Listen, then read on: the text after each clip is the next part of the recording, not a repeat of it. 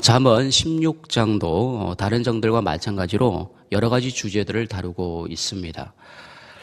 여호와를 경외하는 것, 하나님의 섭리, 소득과 의, 왕에 대한 가르침, 공평, 지혜, 악과 정직, 교만, 백발, 노함 등등이 그 주제들입니다. 그러나 잠언 16장은 특별히 하나님의 섭리하심을 강조합니다. 특히 첫 절과 마지막 절은 하나님의 섭리하심을 분명하게 보여주고 있습니다. 1절입니다. 마음의 경영은 사람에게서도 말의 응답은 여호와께로부터 나오니라. 마지막 절인 33절입니다. 제비는 사람이 뽑으나 모든 일을 작정하기는 여호와께 있느니라. 뿐만 아니라 2절, 3절, 4절, 5절, 9절, 25절 등절은 모두 하나님이 통치하시고 하나님의 섭리하심을 잘 보여주고 있는 그러한 구절들입니다. 사랑하는 성도 여러분, 사람은 하나님의 섭리하심과 통치 아래 있을 때에 드디어 행복감과 존재감과 그리고 안정, 평안을 누릴 수가 있는 것입니다. 반면에 하나님의 섭리하심과 통치하심을 벗어날 때 가장 불행하게 됩니다. 아무리 세상 모든 좋은 것을 소유했을지라도 하나님의 섭리와 통치 아래 있지 않게 될 경우에는 가장 불행하게 되는 것이죠. 그래서 솔로몬은 이렇게 말합니다. 헛되고 헛되고 헛되니 모든 것이 헛되도다라고 이제 말씀하고 있습니다. 그래서 많은 사람들이 마약을 하는 것이죠. 공허를 이겨보려고 마약도 해보고 온갖 방법을 다 시도해 보지만 그 공허함은 사라지지 않는다는 겁니다. 그래서 결국은 극단적으로 자살을 선택하기도 합니다. 우리 마음에는 여러 공간들이 있죠. 자녀가 들어갈 공간, 아내나 혹은 남편이 들어갈 공간, 또한 재물의 공간, 명예의 공간 등등 여러 가지 공간들이 있습니다. 그런 공간들이 있기는 한데 우리는 세상을 살아가다 보면 그러한 공간들은 대부분 다 채워지기도 합니다. 그러나 채우지 못할 하나의 공간이 있습니다. 하나님이 사람을 만드실 때 우리를 그렇게 세팅해 놓으셨습니다. 그 공간을 오직 하나님으로만 채울 수 있도록 하나님께서 그렇게 세팅을 해 놓으셨다는 것입니다. 그래서 사람은 오직 하나님의 섭리 아래 있을 때 또한 하나님의 통치 아래 있을 때 드디어 그 공간이 채워지는 것입니다. 그때만이 참된 기쁨과 평안이 마음속 깊은 곳에서 샘솟게 되는 것입니다.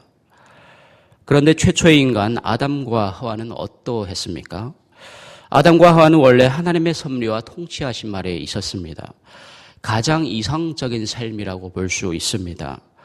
그런데 이제 좀 살만하니까 아담과 하와는 삶이 지루해졌습니다. 그래서 호기심이 발동했습니다. 지금까지는 하나님이 나의 주인이었는데 이제 좀 살만하니까 내가 주인해도 되지 않을까라는 호기심이 생겼습니다. 그래서 아담과 하와는 하나님께 독립을 선포하죠. 하나님이 이제 더는 자신들의 삶에 개입 안 하셔도 된다는 겁니다. 이제는 우리의 인생은 우리가 알아서 책임질 테니까 하나님은 그냥 거기 가만히 있으라는 겁니다. 하나님의 섭리 아래만 있다 보니 삶이 지루하고 따분하고 즐겁지 않다는 거죠. 이제 우리의 인생은 우리가 알아서 할 테니까 하나님은 그냥 가만히 있으라는 겁니다. 그래서 인류 역사상 첫 독립선언이 선포되죠. 그것이 아담과 하와의 선악과 사건입니다. 하나님의 유일무이한 그 명령을 어기고 독립한 그런 사건이죠. 그러나 독립을 하는 순간 그들의 삶은 어떠했습니까? 한마디로 비참함 그 자체였습니다.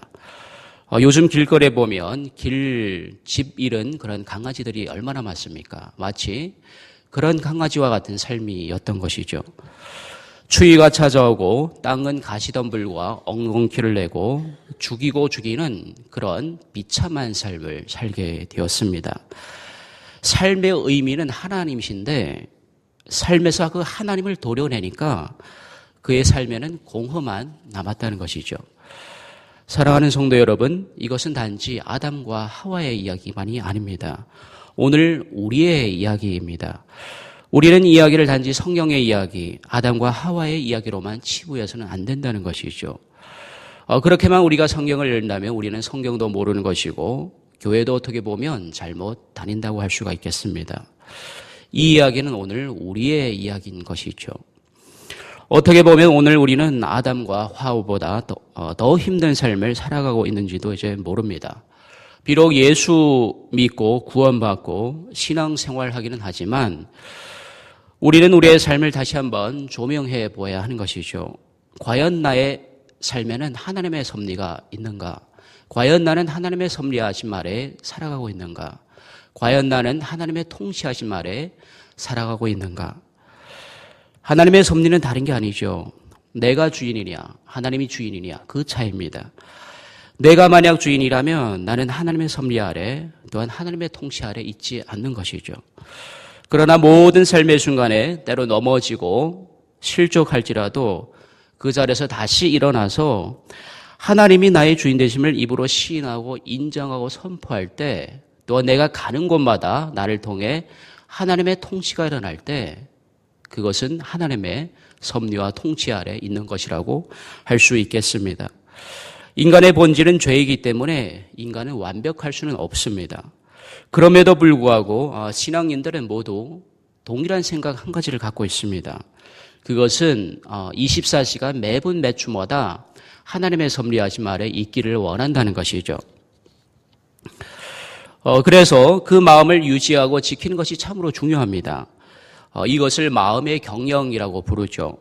오늘 말씀에도 나오는 마음의 경영. 우리가 우리의 마음을 어떻게 경영하고 경작하느냐에 따라서 그 결과는 판이하게 달라지게 됩니다.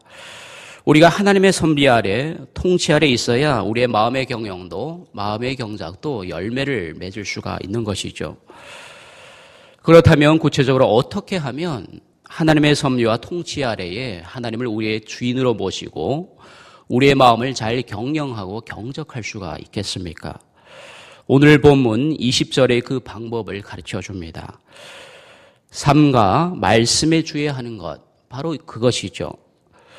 주의 말씀에 주의하는 것, 말씀에 주의하는 삶, 바로 그것이 방법인 것이죠.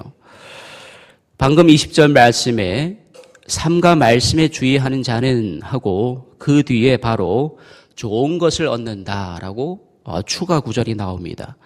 그 좋은 것은 우리가 예수 믿지 않았을 때 바라는 그것들이 아니라 바로 더욱 여호와를 의지하는 믿음입니다. 말씀에 주의하는 사람은 좋은 것을 얻게 되는데 그 좋은 것이 우리가 이 세상을 살아갈 때 원하던 그런 것이 아니라 바로 하나님을 의지하는 복이라고 20절 말미에는 말씀하고 있습니다. 그러니까 우리가 말씀을 읽으면 읽을수록 하나님과 더욱 가까워지게 되고 친밀해진다는 것이 우리가 얻게 되는 좋은 것이라는 말씀인 거죠. 그렇습니다. 사랑하는 성도 여러분, 결국 성패는 말씀에서 납니다. 그래서 어떤 목사님은 우리 모든 삶의 성경이 결론이 되게 하라라고 이제 말씀하고 있습니다. 좀 풀어서 설명드리자면 하나님께서는 이미 우리에게 답을 주셨다는 것이죠. 그것이 오늘 우리가 읽는 성경이라는 겁니다. 그런데 그 성경은 질문이 아니라 이미 결론으로 답으로 우리에게 주어졌다는 것이죠. 그래서 성경이 하지 말라고 하는 것은 하지 않으면 되는 것이고 하라고 하는 것은 그냥 하면 된다는 것입니다. 자꾸 성경을 연구하려고 하지 말고 또 신비주의적으로 이해하려고 하지 말라는 거죠. 하나님께서 답으로 주신 성경 말씀을 그대로 믿고 그대로 받아들이고 그대로 순종하면 된다는 것이죠. 그렇습니다. 사랑하는 성도 여러분, 성경이 결론이 되는 삶, 우리는 그 삶을 추구해야 하는 것이죠. 그래서 그 정신과 마인드를 우리 다음 세대에게도 물려줘야 하는 것이죠. 이러한 삶이야말로 하나님을 주인으로 모시는 삶, 하나님의 통치 아래 있는 삶, 하나님의 섭리 아래 있는 삶이라고 할 수가 있겠습니다. 사랑하는 성도 여러분, 오늘 말씀은 하나님의 섭리와 통치를 보여주고 있습니다. 하나님의 섭리와 통치는 다른 것이 아니죠. 내가 주인이냐, 하나님이 주인이냐, 바로 그 차이입니다. 그러나 그 차이는 엄청 큰 것이죠. 하늘과 땅의 차이인 것입니다. 그러나 그 차이를 줄일 수 있는 방법이 있습니다. 그것은 말씀에 주의하는 삶, 말씀이 결론되게 하는 삶인 거죠. 우리가 기도를 하는 것도 마찬가지입니다. 말씀에 입각한 기도가 아니면 그 기도는 다시 한번 돌아봐야 하는 것이죠. 그래서 가장 강력한 기도는 어떤 기도입니까? 바로 말씀을 붙들고 하는 기도입니다. 성경은 우리 삶에 답이기도 하지만 하나님의 복된 약속들로 가득 들어차 있는 그런 말씀입니다. 그래서 약속의 말씀을 붙들고 기도하는 사람을 하나님은 가장 두려워합니다. 왜냐하면 하나님은 약속에 약하신 분이시기 때문입니다. 하나님 본인이 그렇게 약속에 약하시기 때문에 우리가 약속을 붙들고 하는 그 기도를 들어주신다는 것이죠. 여러분 한번 생각해 보십시오. 부모에게 자녀가 놀잇감을 사달라고 떼를 쓰는 것과 부모가 자녀에게 놀잇감을 사주겠다고 약속해서 자녀가 놀잇감을 요구하는 것 차이가 많이 나죠. 마찬가지입니다. 하나님도 우리가 약속을 붙들고 기도할 때 그 약속의 말씀을 붙들고 그 말씀을 근거로 기도할 때 하나님은 반드시 우리의 기도에 응답을 하신다는 것입니다. 원아웃기는 오늘 새벽에도 기도하실 때에 우리 삶의 답인 성경의 그 말씀, 그 약속의 말씀을 붙들고 기도하시기 바랍니다. 그 약속의 말씀을 붙들고 기도할 때 가장 강력한 기도가 될 것입니다. 사랑하는 성도 여러분, 원아웃기는 오늘 하루도 하나님의 섭리와 통치 아래로 다시 돌아오시기를 부탁드립니다. 나의 주인됨을 내려놓고 하나님을 온전한 주인으로 모시기를 바랍니다. 그것은 말씀에서 시작됩니다. 그러할 때 우리는 좋은 것을 얻게 됩니다. 즉 하나님과 친밀한 관계로 들어가게 될 것입니다. 본문 20절 말씀 마지막으로 다 함께 읽고 기도하겠습니다. 우리 20절 말씀 다 함께 한 목소리로 읽겠습니다. 시작. 삼가 말씀에 주의하는 자는 좋은 것을 얻나니 여호와를 의지하는 자는 복이 있느니라. 아멘. 이 시간 우리 함께